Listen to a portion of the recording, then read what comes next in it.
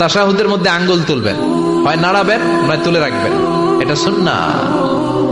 আশাদ্দু আলা শাইতান মিনাল হাদিদ, শয়তানরে লোহা দিয়ে পিটাইলে যত কষ্ট পায়, তাশাহুদে বসে এই আঙ্গুলটা নাড়ালে এর চেয়ে বেশি কষ্ট পায়। সুবহানাল্লাহ কইবেন না? এজন্য মুরাআতুস সুনান, 5টা টিপস খেয়াল করে রাখেন কিভাবে নামাজের মনোযোগ বৃদ্ধি করবেন। টিপস নাম্বার 1, সল্লু সলাতান মুআদ্দিয়া, বিদায়ী নামাজ পড়বেন। মনে করবেন হতে পারে আজকে এই নামাজটাই আমার জীবনের শেষ নামাজ। এখন বাজে 10:30, আপনাকে বলা হলো আজ রাত 1টার দিকে আপনার জীবনের হায়াত ফুরিয়ে যাবে, চলে যাওয়া লাগবে না? আমাদের থাকতে পারবো আমরা?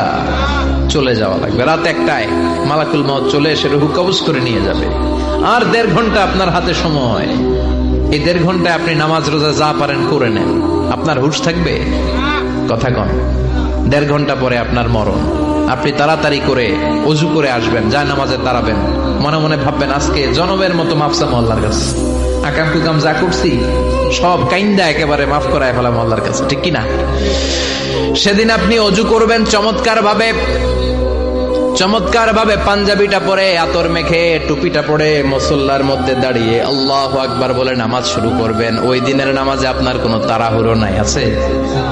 আজীবন তাড়াহুড়ো করছেন, কিন্তু ওই দিন আপনার তাড়াহুড়ো নাই। ওই দিনের রুকুটা আপনার জীবনের শ্রেষ্ঠতম রুকু হয়ে যাবে। ওই দিনের সেজদাটা আপনার জীবনের শ্রেষ্ঠতম সেজদা হয়ে যাবে।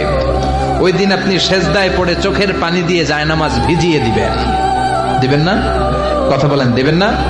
এর কারণ আপনি জেনে গেছেন এটাই আপনার জীবনের শেষ নামাজ, ঠিক কিনা?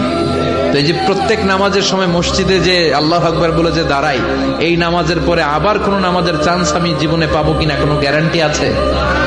চিল্লায় বলতে হবে, গ্যারান্টি আছে? আরো 30 মিনিট আমরা সবাই বেঁচে থাকবো, গ্যারান্টি? আরো 10 মিনিট বাঁচবো, গ্যারান্টি? শ্বাস যেটা ভিতরে নিলাম ফেলতে পারবো, কোনো গ্যারান্টি আছে? তাহলে প্রতিটা নামাজের সময় আমরা এই কথাটা ভাবি না কেন যে হতে পারে এই নামাজটাই আমার জীবনের শেষ নামাজ, হতে পারে আজকের এই সেজদাটা আমার জীবনের শেষ সেজদা। চিল্লায় বলেন ঠিক কিনা? বিশ্বনবী শিখায় দিলেন মনোযোগায়নের প্রথম পদ্ধতি।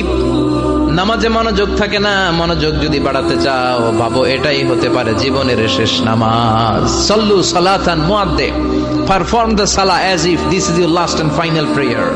এমন ভাবে নামাজ পড়ো মনে করো এটাই হতে পারে জীবনের শেষ নামাজ। আজকে থেকে প্রত্যেকবার আল্লাহু আকবার বলার সময় এটা ভাবতে পারবো না আমরা যে হতে পারে এই নামাজটা আমার শেষ নামাজ? এই চিন্তাটা মাথার মধ্যে রাখার দরকার আছে না নাই? সাইয়েদনা আলী রাদিয়াল্লাহু তাআলা আনহু, উনি যখন নামাজে দাঁড়াতেন দিন দুনিয়ার হুঁশ থাকতো না। উনার পায়ের মধ্যে জিহাদের ময়দানে তীর ঢুকেছে। তীর বের করতে গেলেই চিৎকার মারে, কাউরে তীর ধরতে দেয় না। বিশ্বনবী বললেন, বেলাল আকিমিস সালাহ, নামাজের একামত দাও। নামাজ শুরু করার আগে এক সাহাবীরে বললেন, নামাজের মাঝখান দিয়ে যে তুমি আলীর পা থেকে টেনে তীর বের করবে, কারণ আমি জানি আমার মেয়ের জামাই আলী যখন নামাজের যায় নামাজে দাঁড়ায় দিন দুনিয়ার কোন হুঁশ আলীর আর থাকে না। একামত হল আল্লাহু আকবার, আল্লাহু আকবার। বিশ্বনবী নামাজ শুরু করলেন, রুকু দিলেন, সিজদা দিলেন। দ্বিতীয় রাকাতের জন্য যখন দাঁড়ালেন, বিশ্বনবীর কথা মতো এই সাহাবী যে কাতারের মাঝখানে সাইয়েদনা আলীর পা থেকে গায়ে যত জোর ছিল টান মেরে তীর বের করেছে, ফিনকে দিয়ে রক্ত বের হয়েছে। সাইয়েদনা আলী মুহূর্তের জন্য টের পায় না।